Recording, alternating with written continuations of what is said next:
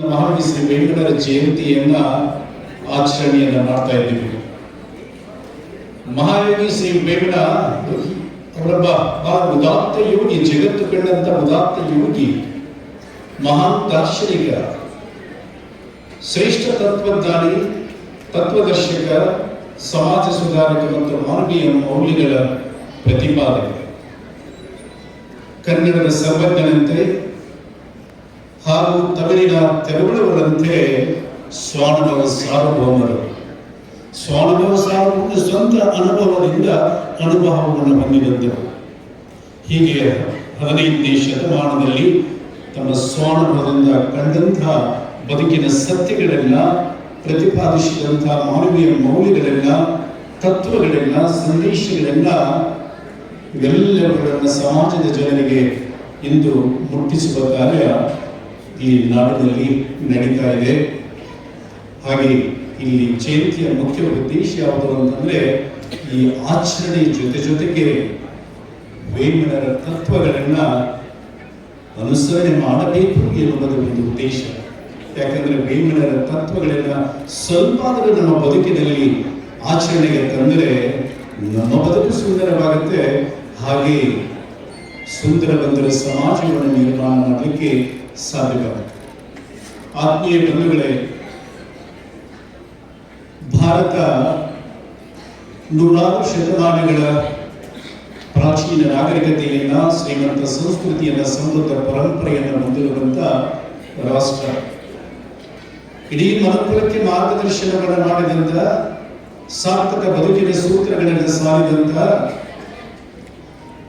ಮತ್ತು ಮಾನವೀಯ ಮೌಲ್ಯಗಳನ್ನ, ಸಾಮಾಜಿಕ ಮೌಲ್ಯಗಳನ್ನ ಪ್ರತಿಪಾದಿಸಿದಂತ ರಾಷ್ಟ್ರ. ಅಷ್ಟೇ ಎಲ್ಲ ಸಕಲ ಮಾನವೀಯ ಮೌಲ್ಯಗಳನ್ನ ಧಾರಣೆ ಮಾಡಿಕೊಂಡಾಗ ಮಾನವ ನಿಜಮಾನವನಾಗುವುದಷ್ಟೇ ಅಲ್ಲ, ಮಾನವ ಮಾಧವನವಾಗಬಲ್ಲ, ಮಾನವನು ಮಹಾದೇವನು ಆಗಬಲ್ಲವೆಂದು ಆಚರಿಸಿ ತೋರಿಸಿದಂತ ರಾಷ್ಟ್ರ ಇದು. ಆದರೆ ಈ ಭರತ ಭೂಮಿಯ ಮೇಲೆ ಕೂಡ, ಹಿಂದ ಭರತ ಭೂಮಿಯ ಮೇಲೆ ಆಗಾಗ ಈ ಮೌಲ್ಯಗಳು ಕುಸಿತ ಕಂಡಿರುವುದನ್ನು ಇತಿಹಾಸದ ಪುಟಗಳನ್ನು ತಿರುಗಿ ನೋಡಿದಾಗ ನಮಗೆ ಗೊತ್ತಾಗುತ್ತೆ. ಆದರೆ ಯಾವ ಸಮಯದಲ್ಲಿ ಮೌಲ್ಯಗಳು ಕುಸಿತವನ್ನು ಕಂಡಿದೆಯೋ, ಆಯಾ ಯುಗದಲ್ಲಿ, ಆಯಾ ಕಾಲದಲ್ಲಿ ಮಹಾತ್ಮರು, ಮಹಾಪುರುಷರು, ಸತ್ಪುರುಷರು, ಸಂತರು, ಮಹಾಂತರು, ಶರಣರು, ಯೋಗಿಗಳು ಈ ಭೂಮಿಯ ಮೇಲೆ ಜನಿಸಿದ್ದಾರೆ. ಈ ಭೂಮಿಯ ಮೇಲೆ ಹುಟ್ಟಿ ಬಂದು ಭಕ್ತಿ, ಜ್ಞಾನ, ಕರ್ಮ ಮಾರ್ಗಗಳ ಮೂಲಕ ಮತ್ತು ಜೀವನದ ಮೌಲ್ಯಗಳನ್ನು ಪ್ರತಿಪಾದಿಸಿದ್ದಾರೆ, ಪ್ರತಿಷ್ಠಾಪಿಸಿದ್ದಾರೆ. ನಮ್ಮ ದೇಶದ ವೈಶಿಷ್ಟ್ಯತೆ ಏನು ಅಂತಂದ್ರೆ, ಪ್ರಾಚೀನ ಕಾಲದಿಂದ ಇತ್ತೀಚಿನವರೆಗೆ ಶಕ್ತಿಪೂರ್ಣವಾದ ಚೈತನ್ಯ ರೂಪದಲ್ಲಿ ಬಂದು ಈ ಕಾರ್ಯವನ್ನು ಮಾಡಿದವರು ಅನೇಕ ಮಹಾಪುರುಷರು. 15ನೇ ಶತಮಾನದಲ್ಲಿ ಈ ಒಂದು ಕಾರ್ಯವನ್ನು ಅತ್ಯಂತ ಸಮರ್ಥವಾಗಿ, ಶ್ರೇಷ್ಠ ರೀತಿಯಲ್ಲಿ ಮಾಡಿದವರು ನಮ್ಮ ಈ ಮಹಾಕವಿ ವೇಮನರು. ಹಾಗಾದರೆ ಯಾರು ವೇಮನರು? ಯಾರು ವೇಮನರು ಅನ್ನೋದನ್ನು ತಿಳಿದುಕೊಂಡಾಗ, ಅವರ ತತ್ವಗಳಲ್ಲಿ ಶ್ರೇಷ್ಠತೆಯನ್ನು ತಿಳಿದುಕೊಂಡಾಗ, ಆಗ ಅವರ ತತ್ವಗಳನ್ನು ನಮ್ಮ ಬದುಕಿನಲ್ಲಿ ಅನುಷ್ಠಾನಕ್ಕೆ ತರಬೇಕು ಎನ್ನುವ ಮನೋಭಾವ, ಗಂಭೀರತೆ ನಮ್ಮಲ್ಲಿ ಬರುತ್ತೆ. ಹಾಗಾದರೆ ವೇಮನ ಯಾರು ಅಂತಂದ್ರೆ, ಕರ್ನಾಟಕದ ಪೂರ್ವೋತ್ತರ ಭಾಗದ ಬಹುಭಾಗವನ್ನ ಕ್ರಿಸ್ತಿಶಕ 1323ರಿಂದ ಕ್ರಿಸ್ತಿಶಕ 1424ರವರೆಗೆ 100 ವರ್ಷಗಳವರೆಗೆ ರಾಜ್ಯಭಾರ ಮಾಡಿದವರು ರೆಡ್ಡಿ ರಾಜವಂಶಸ್ಥರು. ಈ ರೆಡ್ಡಿ ರಾಜವಂಶದ ಕುಡಿಯೇ ಮಹಾಯೋಗಿ ವೇಮನ. ಕ್ರಿಸ್ತಿಶಕ 1386ರಿಂದ 1402ರವರೆಗೆ 16 ವರ್ಷಗಳ ಕಾಲ ರಾಜ್ಯಭಾರ ಮಾಡಿದ ಈ ರೆಡ್ಡಿ ರಾಜವಂಶದ 5ನೆಯ ರಾಜನಾದಂಥ ಕುಮಾರಗಿರಿ ರೆಡ್ಡಿ ವೇಮನರ ತಂದೆ, ಮಲ್ಲಮಾಂಬ ವೇಮನರ ತಾಯಿ.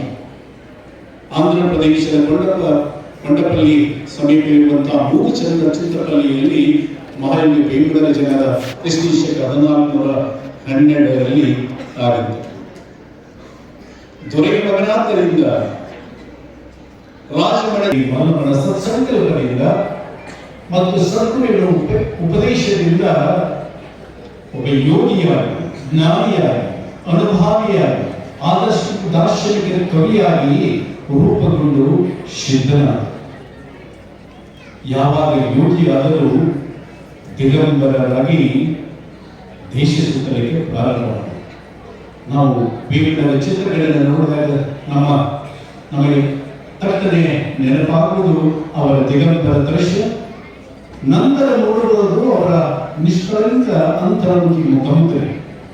ಮೊದಲು ನೋಡುವುದು ಅವರ ದಿಗಂಬರ ದೃಶ್ಯ. ಯಾಕೆಂದ್ರೆ ವೈರಾಗಿ ಅಂದ್ರೆ ಎಲ್ಲರನ್ನು ತ್ಯಾಗ ಮಾಡಿ ಯಾವಾಗ ಅವರು ಜ್ಞಾನ ಆಗುತ್ತೆ, ಒಂದು ಕಾರ್ಯ ಸಂಕಲ್ಪದಿಂದ ವಿರಾಗವಾಗುತ್ತೆ, ಮೋಹ ನಿರ್ಮೋಹವಾಗುತ್ತೆ, ವಿಷಯ ನಿರ್ವಿಷಯವಾಗುತ್ತೆ.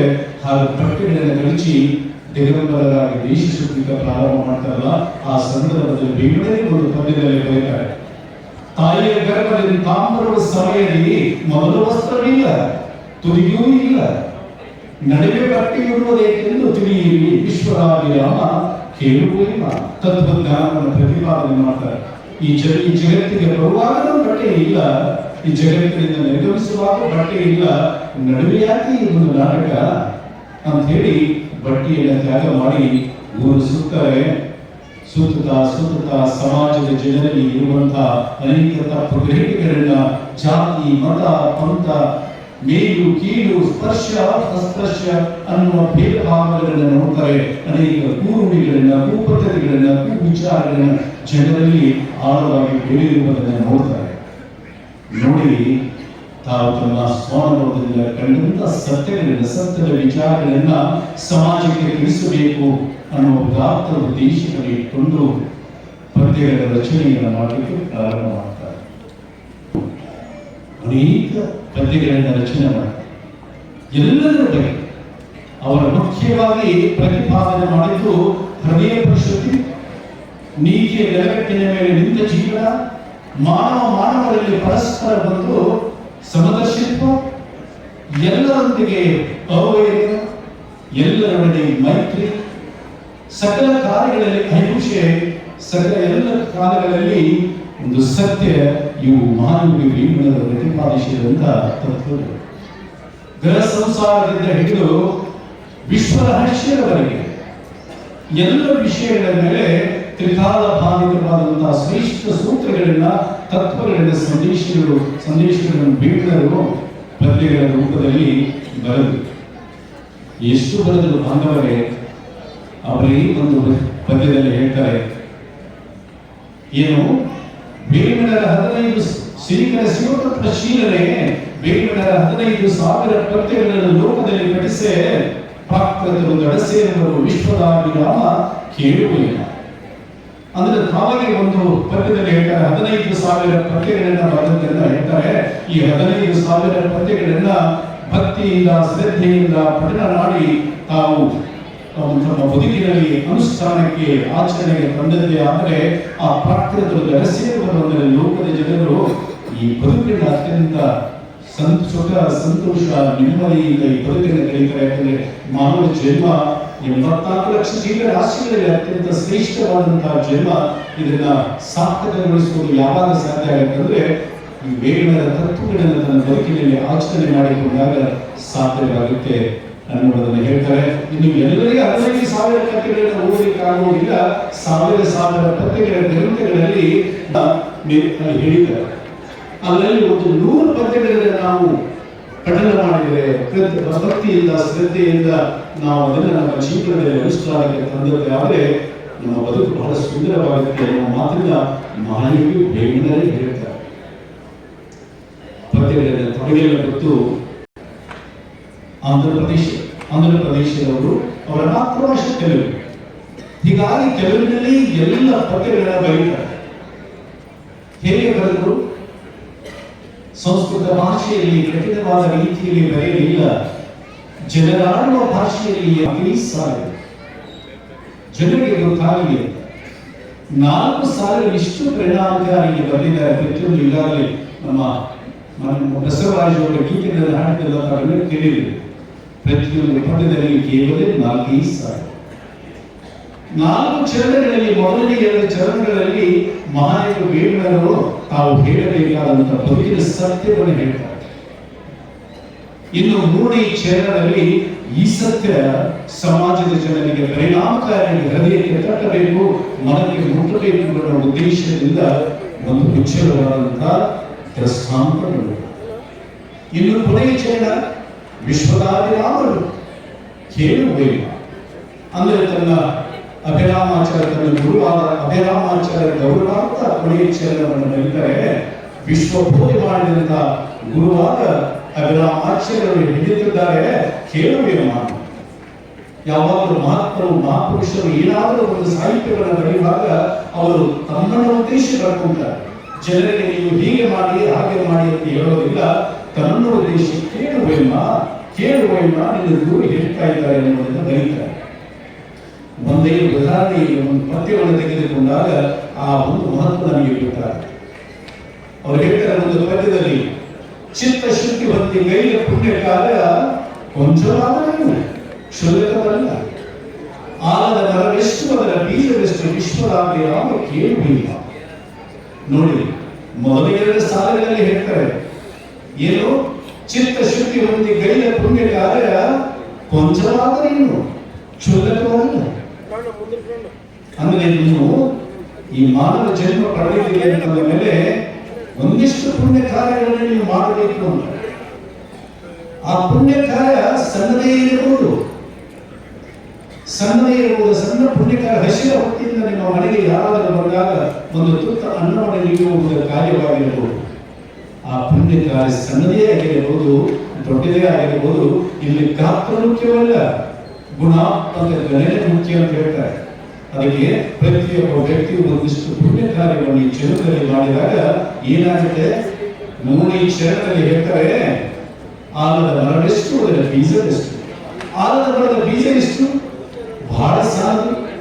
ಅಂತ ಸಣ್ಣದಾದ ಬೀಜ ಭೂಮಿಗೆ ಬಿದ್ದಾಗ, ನೀರು ಕಂಡಾಗ, ಪ್ರಾಣಿ ಪಕ್ಷಿಗಳಿಂದ ಒಂದಿಷ್ಟು ರಕ್ಷಣೆಯನ್ನು ಪಡೆದಾಗ ಏನಾಗುತ್ತೆ, ಸಸಿಯಾಗಿ ಗಿಡವಾಗಿ ಮರವಾಗಿ ಹೆಮ್ಮರವಾಗಿ ಬೆಳೆದು ನಿಲ್ಲುತ್ತಲ್ಲ, ಹಾಗೆ ನೀವು ಮಾಡಿದಂತಹ ಒಂದು ಪುಣ್ಯ ಕಾರ್ಯ ಹೆಮ್ಮರವಾಗಿ ಬೆಳೆದು ನಿಮ್ಮ ಕುಟುಂಬಕ್ಕೆ, ನಿಮ್ಮ ಮುಂದಿನ ಎಲ್ಲ ಸಂತತಿಗಳಿಗೂ ಕೂಡ ಅನುಗ್ರಹ ರೂಪದಲ್ಲಿ ಆ ಪುಣ್ಯದ ಕಾರ್ಯ ಇರುತ್ತೆ.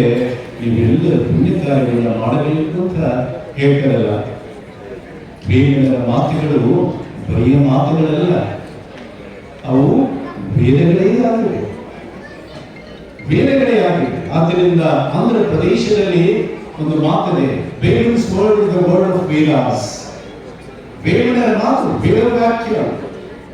ಜನಪದ ಸಾಹಿತಿಗಳು ಕೂಡ ಹಾಡ್ತಾರೆ ಅದನ್ನ. ವೇದಾತೀತನು ವೇಮನ ಕಾಲ, ವೇಮನ ಮಾತದು ವೇದವು ಕಾಲ. ನಿಜ, ವೇಮನ ಪ್ರತಿಯೊಂದು ಮಾತಿನಲ್ಲಿ ವೇದವಿದೆ. ಆದರೆ ವೇಮನ ಪಂಡಿತರ ಒಂದು ವಿಷಯ ಅಲ್ಲ, ಜನಸಾಮಾನ್ಯರಿಗೆ ತಿಳಿಯುವ ರೀತಿಯ ವೇದಗಳೆಲ್ಲ ಬಂದಿದೆ. ವೇಮನ ಒಂದು ಪದ್ಯದಲ್ಲಿ ಹೇಳ್ತಾರೆ, ವೇಮನ ಹೇಳಿದ ಮಾತು ಅವು ಹಿತನುಡಿಗಳು. ಅಲ್ಲಿ ವೇದ ಸಾರಗಳಿವೆ. ಇಲ್ಲಿ ಲೋಕಾನುಭವ, ಈ ಶಿವಾನುಭವ ಇದೆ. ಇಲ್ಲಿ ಅನುಭವ ಸಾರವು ಕೂಡ ವೇದ ಸಾರವು ಕೂಡ ಎಲ್ಲೋ ಅಲ್ಲಿ ಇದೆ. ಅಲ್ಲಿ ಅಷ್ಟು ಶ್ರೇಷ್ಠವಾದ ತತ್ವಗಳನ್ನು ವೇಮನರು ಅಲ್ಲಿ ಹೇಳಿದ್ದಾರೆ ಅಂತ ನಾವು ಮಾತನ್ನ ಹೇಳ್ತಾರಲ್ಲ. ಆಂಧ್ರ ಪ್ರದೇಶದಲ್ಲಿ ವೇಮನರ ಹೆಸರನ್ನ ಕೇಳಿದ ವ್ಯಕ್ತಿ ಯಾರೂ ಇಲ್ಲ. ಹಾಗೆ ಸಂದರ್ಭಕ್ಕನುಸಾರವಾಗಿ ತಮ್ಮ ಜೀವನ ದಿನನಿತ್ಯದ ಒಂದು ಕಾರ್ಯಗಳಲ್ಲಿ ಆ ವೇಮನರ ಪದ್ಯಗಳನ್ನು ಉದಾಹರಣೆಗೆ ತೆಗೆದುಕೊಳ್ಳದಂತಹ ವ್ಯಕ್ತಿಯೂ ಕೂಡ ಇಲ್ಲ. ಅಷ್ಟು ಪ್ರಸಿದ್ಧವಾದ ಎಂಥ ಮಾಲಿನ್ಯ ವೇಮನರ ಎಂಥವರು ಅವರು, ಅವರ ಪದ್ಯಗಳು ಎಂಥವರು ಅಂತ. 18ನೇ ಶತಮಾನದ ಪ್ರಾರಂಭದಲ್ಲಿ, ಕ್ರಿಸ್ತ 1800ರ ಪ್ರಾರಂಭದಲ್ಲಿ ಚಿಕ್ಕಬಳ್ಳಾಪುರ ಜಿಲ್ಲೆಯ ಕೈವಾರ ಅಂತ ಒಂದು ಸ್ಥಳ, ಅಲ್ಲಿ ಒಬ್ಬ ಮಹಾನ್ ಸಂತ ಯುವಿಯಾಗಿ ಹೊಂದಿದ್ದಾರೆ. ಕೈವಾರ ನಾರಾಯಣಿಗೆ ಯತೀಂದ್ರರು. ಆ ಕೈವಾರ ನಾರಾಯಣಿ ಯತೀಂದ್ರರು ಮೊದಲ ಬಾರಿಗೆ ತಾಳೆಗೆರೆಯಲ್ಲಿರುವಂತಹ ವೇಮನರ ಪದ್ಯಗಳನ್ನ ಆಯ್ದುಕೊಂಡು ಅಧ್ಯಯನವನ್ನು ಮಾಡಿ ವೇಮನರನ್ನ ಯಾರಿಗೆ ಹೋಲಿಸ್ತಾರೆ ಗೊತ್ತಿ?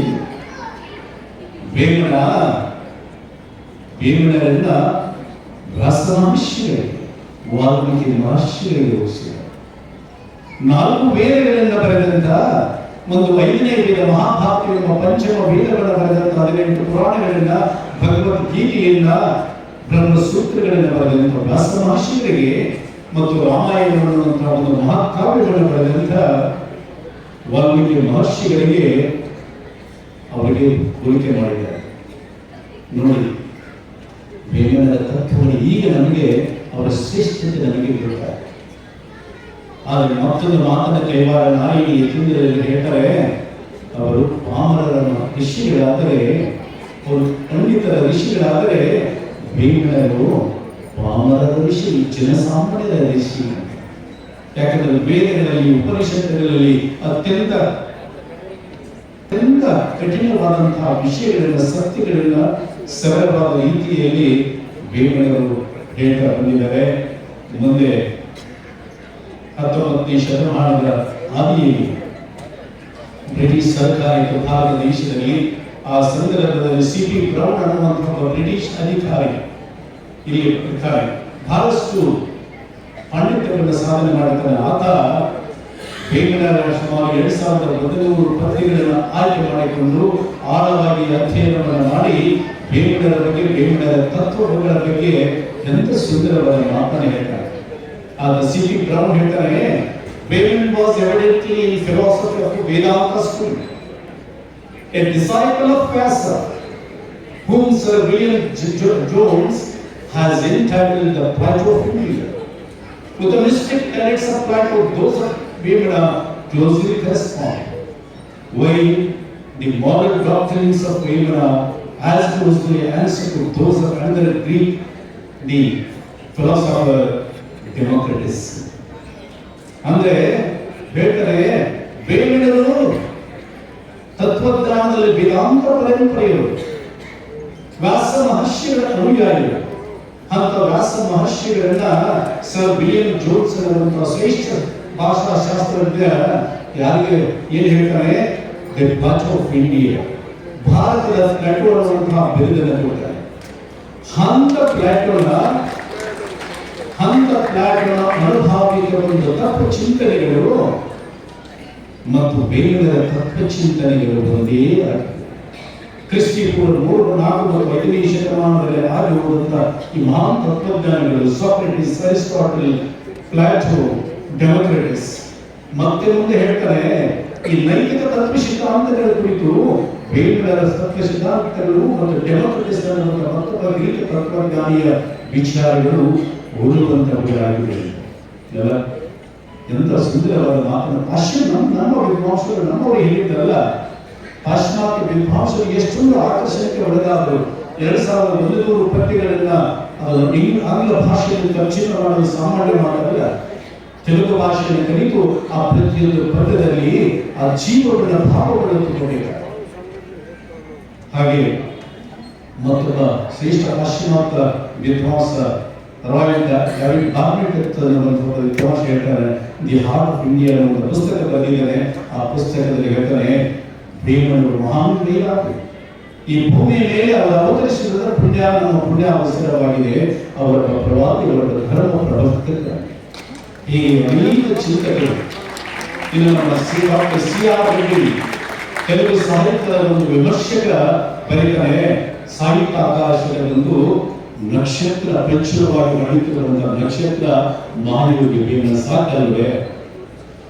ಇಂಥ ಮಹಾಯೋಗಿ ಬೇಗನರನ್ನ ಕನ್ನಡಿಗರಿಗೆ ಮತ್ತು ಕನ್ನಡ ಸಾರಸ್ವತ ಲೋಕಕ್ಕೆ ಮೊದಲ ಬಾರಿಗೆ ಪರಿಚಯಿಸಿದವರು ದಿವಂಗತ ಎಸ್.ಆರ್. ಪಾಟೀಲ್. ವೃತ್ತಿಯಿಂದ ಭಾಷೆಯನ್ನು ಕಲಿತು ಸುಮಾರು 4,000 ಪಠ್ಯಗಳನ್ನ ಕನ್ನಡಕ್ಕೆ ಅನುವಾದ ಮಾಡಿ ಮತ್ತೆ ಅವರ ತತ್ವಗಳನ್ನ ಭಾರತದ ಉಳಿದ ತತ್ವಗಳೊಂದಿಗೆ ಹೋಲಿಕೆ ಮಾಡಿ ಬೇಗನರ ನಿಲುವನ್ನು ಸಮರ್ಥನೆ ಮಾಡಿಕೊಂಡಿದ್ದಾರೆ. ಆಳವಾದ ಅಧ್ಯಯನ, ಮನಚಾದ ಭಾಷೆ, ಆಧ್ಯಾತ್ಮಿಕ ನಿಷ್ಠೆಯಿಂದ ಬೇಗನರ ತತ್ವಗಳನ್ನು ಅತ್ಯಂತ ಶ್ರೇಷ್ಠ ರೀತಿಯಲ್ಲಿ ನೆರವಾಗಿ ನಮ್ಮ ಮುಂದೆ ಇಟ್ಟಿದ್ದಾರೆ. ಓದುವುದಾಗಿ ನಮ್ಮದಾಗಬೇಕಲ್ಲ. ಆಗಿನಿಂದ ದಿವಂಗತ ಎಸ್.ಆರ್. ಪಾಟೀಲ್ ಮಾಡಿದ್ರು. ಆಮೇಲೆ ನಮ್ಮ ಪರಮ ಪೂಜ್ಯ ವೇಮನಾನಂದ ಮಹಾಸ್ವಾಮಿಗಳು ಬಂದ ಮೇಲೆ ಮತ್ತಷ್ಟು ಬೇಗನರ ತತ್ವಗಳು ಸಮಾಜದ ಜನರಿಗೆ ಮುಟ್ಟಿಸುವಂತಹ ಕಾರ್ಯ ಆಗ್ತಾ ಇದೆಯಲ್ಲ. ಮತ್ತು ಕರ್ನಾಟಕ ರೆಡ್ಡಿ ಜನಸಕ್ಕೂ ಕೂಡ ಈ ದಿಶೆಯಲ್ಲಿ ಬಹಳ ಒಂದು ಶ್ರೇಷ್ಠ ಉತ್ಕೃಷ್ಟವಾದಂತಹ ಕಾರ್ಯಗಳನ್ನು ಮಾಡ್ತಾ ಇದೆ. ಈ ಸಂದರ್ಭದಲ್ಲಿ ಮಾನಸ ಎಚ್.ಕೆ. ಪಾಟೀಲ್ ಹಿಂದೆ ಬೇಗನ ಜಯಂತಿಯನ್ನು ಪ್ರಾರಂಭಿಸಿದರು. ಮತ್ತೊಬ್ಬ ಶ್ರೇಷ್ಠ ವ್ಯಕ್ತಿ ಬಾಗಲಕೋಟೆ ಜಿಲ್ಲೆಯ ಕಣಕಟ್ಟಿ ಗ್ರಾಮದವರು ಡಾಕ್ಟರ್ ಶಿವಣ್ಣ ಅಮಾತಕರು. ಒಂದು 15 ವರ್ಷಗಳಿಂದ ಬೇವಿನ ತತ್ವಗಳನ್ನು ಪ್ರತಿಯೊಂದು ಮನೆಗೆ ಮುಟ್ಟಿಸುವಂತಹ ಕಾರ್ಯಗಳನ್ನ ಮಾಡ್ತಾ ಬಂದರು. ತಮ್ಮ ಬದುಕಲ್ಲಿ ಬೇವಿನ ತತ್ವಗಳ ಚಿಂತನೆಗೆ ಸಮರ್ಪಣೆ ಮಾಡಿದ್ರು. ಸಮಾಜದಲ್ಲಿ ಒಂದು ದೊಡ್ಡ ಸಂಘಟನೆಯನ್ನು ಮಾಡಲಿಕ್ಕೆ ಅನುವು ಮಾಡಿದರು. ಇಂಥ ಮಾನವಿ ಬೇವಿನರು ಅನೇಕ ಶ್ರೇಷ್ಠ ತತ್ವಗಳನ್ನು ಹೇಳಿದ್ದಾರೆ. ಅತ್ಯಂತ ಪ್ರಖರವಾಗಿ ಹೇಳುವ ಒಂದು ತತ್ವ ಯಾವುದು ಅಂತಂದ್ರೆ ಸಮಾನತೆ. ಈಗ ಈಗಲೂ ಕೂಡ ಅನೇಕ ಭೇದ ಭಾವಗಳಿಂದ ಜಾತಿ, ಪಂಥ, ಮತ, ಸ್ಪರ್ಶ, ಅಸ್ಪರ್ಶ, ಮೇಲು ಕೀಳುವ ಭಾಷೆ, ಪ್ರದೇಶ ಹಲವಾರು ಭೇದ ಭಾವಗಳಿಂದ ಬರುತ್ತಿರುವಂತಹ ಈ ಸಮಾಜ ಹೀಗಾಗಬಾರದು, ಸಮಾನತೆಯ ಸಮಾಜವಾಗಬೇಕು. ಅದಕ್ಕೆ ಎಂತ ಸುಂದರವಾದ ಪದ್ಯವನ್ನು ಬರೀತಾರೆ ಅಂತಂದ್ರೆ, ನಿಮ್ಮ ಭಾವ ಹೇಗಿರಬೇಕು ಅನ್ನೋದಕ್ಕೆ ಊರುವ ವಾಸಿಗೆಲ್ಲ ಬಂದು ಕಾಟವನ್ನಿಟ್ಟು ಪುನರ್ಭಾವ ಮಾಡಿಸಿ ಸ್ನೇಹ ಅರಳಿಸಿ ಶಿರದ ಮೇಲೆ ಕೆರವನ್ನಿಟ್ಟು ಉಣಲು ಹಿಡಿಯೋ ವಿಶ್ವದಾಭಿರಾಮ ಕೇಳುವಿಲ್ಲ ಎಂತ ಮಾತನ್ನು ಹೇಳ್ತಾರೆ ನೋಡಿ. ಊರು ವಾಸಿಗೆಲ್ಲ, ಊರಿನ ಜನರೆಲ್ಲರಿಗೂ ಬಂದೇ ಕಾಟವನ್ನಿಟ್ಟು ಅವರಲ್ಲಿರುವಂತಹ ಕುಲಭೇದವನ್ನು ಅಳಿಸಿ ಸ್ನೇಹ ಭಾವವನ್ನು ಅರಳಿಸಿ ಕರುಣೆಯಿಂದ ಶಿರದ ಮೇಲೆ ಕೆರವನ್ನಿಟ್ಟು ಉಣಲು ಹಿಡಿಯೋ ಎಲ್ಲರೂ ಈ ಭಾವ ಬರಬೇಕಾದ್ರೆ ಮುಂದೆ ಮತ್ತೆ ಬೇರೆಯವರ ಹೇಳ್ತಾರೆ, ಯಾಕೆ ನೀವು ಸಮಾನತೆ ಬೇಕು ಅಂತಂದ್ರೆ ಇದು ನಾವು ಮಾಡಿಕೊಳ್ಳುವುದು ಅಸಮಾನತೆ. ಹುಟ್ಟಿನಿಂದ ಎಲ್ಲರೂ ಸಮಾನರು, ಎಲ್ಲರೂ ವಿಶ್ವ ಮಾನವರು ಅಂತ ಬೇರೆಯವರ ಆ ಸತ್ಯವನ್ನು ಕಂಡುಕೊಂಡಿರ್ತಾರಲ್ಲ.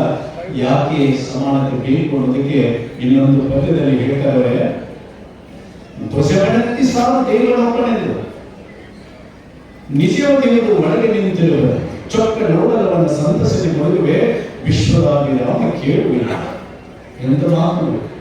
ಧ್ವಜಗಣತಿ ಸೇರ ದೇವರೊಬ್ಬನೆಂದು ಉಪನಿಷತ್ತಿನ ಒಂದು ಸತ್ಯವನ್ನ ಏಕೋ ದೇವ ಸರ್ವಭೂತೇಶು ಕೂಡ ಸರ್ವವ್ಯಾಪಿ ಸರ್ವಭೂತಾಂತರಾತ್ಮ ಕರ್ಮಾಧ್ಯಕ್ಷ ಸೂರಭೂತ ಸರ್ವಭೂತಾದಿವಾಸ ಅನ್ನುವ ಉಪನಿಷತ್ತಿನಲ್ಲಿ ಮಾತಿದೆ ನೋಡಿ.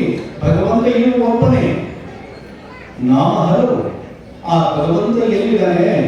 ಉಪನಿಷತ್ತಿನಲ್ಲಿ ಹೇಳ್ತಾರೆ ಸರ್ವಭೂತೇಶು ಕೂಡ, ಪ್ರತಿಯೊಂದು ವಸ್ತುವಿನಲ್ಲಿ ಇದ್ದಾನೆ, ಪ್ರತಿಯೊಂದು ಜೀವಿಯಲ್ಲಿ ಕೂಡ ಆತ್ಮದ ರೂಪದಲ್ಲಿ ಇದೆ. ಹಾಗೆ ಮಾನವರಲ್ಲಿ ಕೂಡ ಆತ್ಮದ ರೂಪದಲ್ಲಿ ಭಗವಂತ ಇದ್ದಾನೆ. ಆತ್ಮದ ಅಂಶ ಪ್ರತಿಯೊಬ್ಬ ವ್ಯಕ್ತಿಯ ಒಳಗಡೆ ಇರುವಾಗ ಒಬ್ಬನು ಮೇಲು, ಒಬ್ಬನು ಕೀಳು, ಒಬ್ಬನು ಉಚ್ಚ, ಒಬ್ಬನು ನೀಚ ಹೇಗಾಗ್ತಾನೆ ಅಂತ ಕೇಳ್ತಾರೆ. ನಿಜವಾಗಿ ಹೋಗಿ ಒಳಗೆ ನಿಂತಿರುವನು, ಚೊಕ್ಕ ನೋಡಲವನ್ನ ಸಂತಸನೆ ನೋಡುವೆ. ನೋಡು ಒಳಗಡೆ ನೀನು, ನಿಜವಾದ ಭಗವಂತ ಎಲ್ಲಿದ್ದಾನೆ? ನೀನು ಒಳಗಡೆ ಇದ್ದಾನೆ. ಯಾವಾಗ ಕಾತಾನೆ, ಯಾವಾಗ ನಿನ್ನ ಅರಿವಿಗೆ ಬರ್ತಾನೆ ಭಗವಂತ ಅಂತಂದಾಗ ನೀನು ಹೃದಯ ಪ್ರಶುದ್ಧಿ ಮಾಡಿಕೊಳ್ಳು. ಭಗವಂತನ ಅರಿವು ನಮಗೆ ಯಾಕೆ ಆಗ್ತಾ ಇಲ್ಲ ಅಂತಂದ್ರೆ, ಆ ಪರಿಶ್ರಮದಲ್ಲಿರುವಂತಹ ಮೂಲ ಚಿತ್ತ ನಮ್ಮೊಳಗೂ ಇದೆ.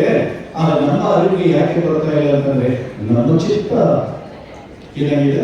ಅಶುದ್ಧವಾಗಿದೆ. ಪರಿಸ್ಥಿತಿಗಳಲ್ಲಿರುವ ಮೂಲ ಚಿತ್ತ ಶುದ್ಧವಾಗಿದೆ. ಹೀಗಾಗಿ ಆ ಒಂದು ಏನಾಗಿ ಹೊಂದಾಣಿಕೆ ಆಗ್ತಾ ಇಲ್ಲ. ನಮ್ಮೊಳಗಿರುವ ಪರಮಾತ್ಮನ ವಿಷಯ ನಮಗೆ ಗೊತ್ತಾಗ್ತಾ ಇಲ್ಲ. ನಾವು ಏನನ್ನೂ ಸಂವೇದನೆಯನ್ನು ಕೊಟ್ಟಿದ್ದಾನೆ ಮಾನವರಿಗೆ.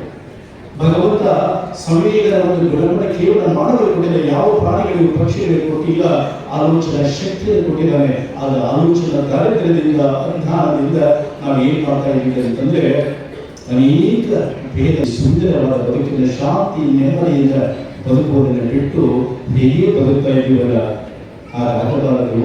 ಎಲ್ಲರೂ ನಾವೆಲ್ಲರೂ ಸಮಾನರು. ಇರುವನೊಬ್ಬನೇ ದೇವ, ಅವರ ನಮ್ಮೊಳಗೆ ಇದ್ದಾನೆ. ತನ್ನ ಹಾಗೆ ತಲೆಯ ಜೀವಿ ಜಂತು ಅಂತ ಹೇಳ್ತಾರೆ.